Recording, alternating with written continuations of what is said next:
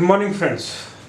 पिछले लेक्चर में हम डिस्कस कर चुके हैं कि टाइप्स ऑफ ग्लैंड्स, उनकी लोकेशन और ब्रेन के बारे में भी हम डिस्कस कर चुके हैं। तो हम डिस्कस करेंगे कि ग्लैंड्स और वो ग्लैंड्स क्या हार्मोन रिलीज़ करते हैं और उन हार्मोन्स का क्या क्या फंक्शन है। तो सबसे पहले हमारे पास जो आता है वो आता है हाइपोथैलेमस ग्लैंड। हाइपोथैलेमस ग्लैंड की मैंने लोकेशन आपको पिछले लेक्चर में बताई थी कि ये जस्ट आपके जो फोर ब्रेन होता है उसके नीचे होता है और ये दो हार्मोन रिलीज करता है। एक तो होता है रिलीजर हार्मोन, इसको बोलते हैं RH। रिलीजर हार्मोन जो होता है ये एक्टिवेट करता है पिट्यूटरी ग्लैंड को। क्या करता है? पिट्यूटरी ग्लैंड को एक्टिवेट करता है। पिट्यूटरी ग्लैंड को किस लिए एक्टिवेट करता है? यानी पिट्यूटरी ग्लैंड को कौन कंट्रोल कर रहा है?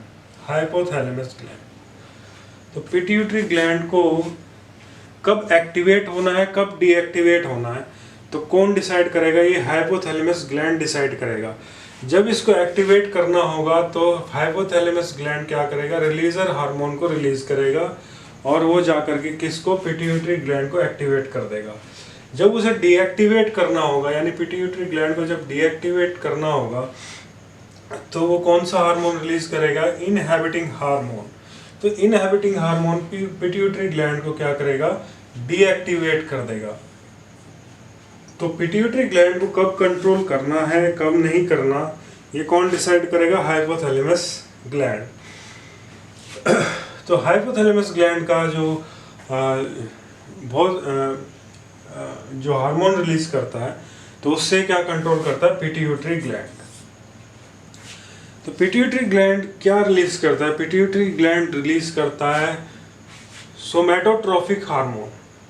सोमैटोट्रोफिक हार्मोन को हम दूसरे वर्ड्स में बोल सकते हैं ग्रोथ हार्मोन्स। ग्रोथ हार्मोन से हमें सिंपल अगर लैंग्वेज में देखें तो इसका सीधा साधा मतलब होता है कि ह्यूमन बॉडी की कितनी हाइट होगी, मतलब कितनी हाइट उसकी बढ़ सकती है। तो अगर एग्जाम में आपसे क्वेश्चन पूछे कि ह्यूमन बॉडी की जो हाइट होती है, यानी बच्चों की जो शुरू में हाइट बढ़ती है, तो उसके लिए कौन सा हार्मोन रिस्पॉन्सिबल होता है? तो वो होता है ग्रोथ हार्मोन। और उसको कौन रिलीज करता है? Pituitary gland. कब रिलीज करता है? जब ये एक्टिवेट होता है। और कब ये एक्टिवेट होता है? जब रिलीजर हार्मोन रिलीज करता है। कौन?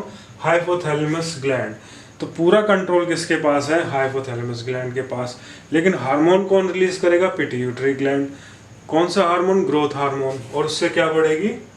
Height of the human body. तो क्वेश्चन अगर आपके पास आता है कि हाइट किससे बढ़ती है, तो होता है ग्रोथ हार्मोन। और उसके लिए कौन रिस्पॉन्सिबल होता है? Pituitary glands. जो ग्रोथ हार्मोन्स का जो दूसरा फंक्शन होता है वो होता है सिमुलेट्स ग्रोथ इन ऑल ऑर्गन्स। यानी जितने भी ऑर्गन्स हैं, डिफरेंट ऑर्गन्स हैं हमारी बॉडी में, उनको भी ग्रो करता है, यानी इक्वली हमारी बॉडी को ग्रो करता है। तो इसलिए ये काफ़ी इम्पोर्टेंट है। और इसको अगर बायोलॉजिकल लैंग्वेज में जनरली बोल देते हैं सोमैटोट्रोफिक हार्मोन। और जनरली इसको अगर आपके बोर्ड के एग्जाम में पूछते हैं तो आप ग्रोथ हार्मोन लिख सकते हो। थर्ड आपका आता है थायराइड। थायराइड रिलीज करता है थायरोक्सिन हार्मोन। थायरोक्सिन हार्मोन क्या करता है? Regulate the metabolism for body growth. यानी डिफरेंट मेटाबॉलिज्म को रेगुलेट करता है। जैसे कि फॉर एग्जांपल कैल्शियम और फास्फोरस का डिस्ट्रीब्यूशन कौन रेगुलेट करता है? Thyroid gland. तो कहाँ पर, किस बॉडी में, कहाँ पर, किस पार्ट में कितना कैल्शियम जाना है, कितनी फास्फोरस जानी है, तो इस जो मिनरल्स है कहाँ पर कितना जाना है, तो ये कौन रेगुलेट करेगा? Thyroid glands. थायराइड आयोडीन की कमी से एक प्रॉब्लम हो जाती है जिसको बोलते हैं गैटोयर। तो गैटोयर गैटोयर क्यों होता है? क्योंकि उसमें थायरोक्सिन हार्मोन बनने के लिए आयोडीन चाहिए होता है। जब आयोडीन हमको नहीं मिला तो उसमें क्या होगा कि हमारा थायराइड ग्लैंड जो होता है स्वेल हो जाएगा। तो swelling of the thyroid gland उसको बोलते हैं हम गैटोयर। ये एक डिजीज होती है जो कि आयोडीन की कमी से हो जाती है। तो आयोडीन का होना बहुत ज़रूरी है। उस आयोडीन, क्योंकि उससे थायरोक्सिन हार्मोन बनता है और थायरोक्सिन हार्मोन जो होता है पूरी बॉडी के मेटाबॉलिज्म को कंट्रोल करता है। पूरी बॉडी की ग्रोथ को मेटाबॉलिज्म को कंट्रोल कैसे करता है, क्योंकि कहाँ पर कितना कैल्शियम, फास्फोरस, मिनरल्स डिस्ट्रीब्यूशन होना है वो कौन डिसाइड करेगा? थायराइड। दूसरा, ऑक्सीडेशन ऑफ द फूड, जो फूड का जो ऑक्सीडेशन होना चाहिए वो भी कौन डिसाइड करेगा? Thyroid hormone. तो अब आते हैं नेक्स्ट, एड्रेनल हार्मोन्स। तो एड्रेनल हार्मोन्स जो होते हैं जस्ट हमारे किडनी के ऊपर होते हैं, और एक नेक्स्ट हमारा एड्रेनल ग्लैंड्स। तो एड्रेनल ग्लैंड्स क्या सेक्रेट करते हैं? Adrenal hormones. तो ये जो एड्रेनल हार्मोन्स जो होते हैं हमें हमारे को इमरजेंसी सिचुएशन के लिए प्रिपेयर करते हैं। जैसे कि इमरजेंसी सिचुएशन, अचानक से हमारे को कोई ऐसी चीज़ दिखी कि हमें उससे भागना पड़ गया बच के, जैसे सामने से कोई आ गया हमारे ऊपर, अटैक कर दिया उसने।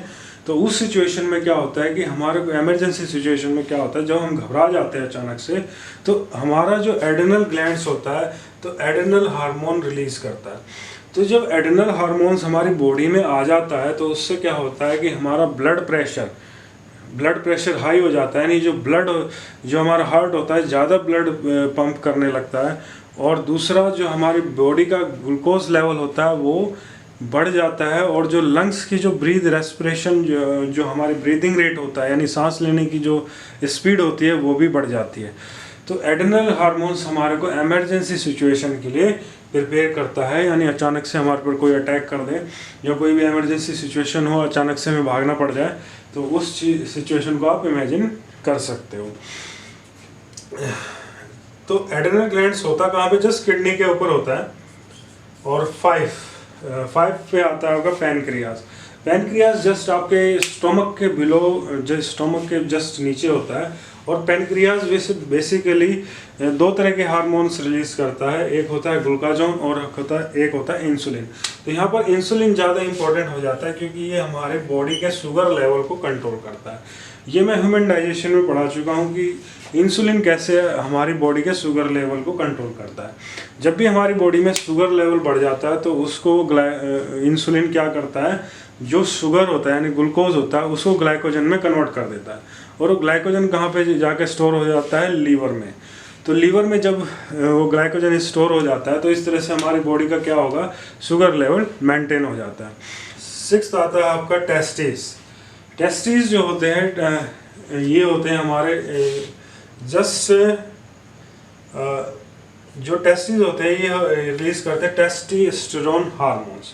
टेस्टोस्टेरोन्स जो होते हैं हमारे मेल सेक्स ऑर्गन को डेवलप करने में हमारी हेल्प करते हैं। इस तरह से 7th में जो होता है हमारे पास ओवरीज होती है, ये प्रोगेस्टेरोन और एस्ट्रोजन हार्मोन रिलीज करती है।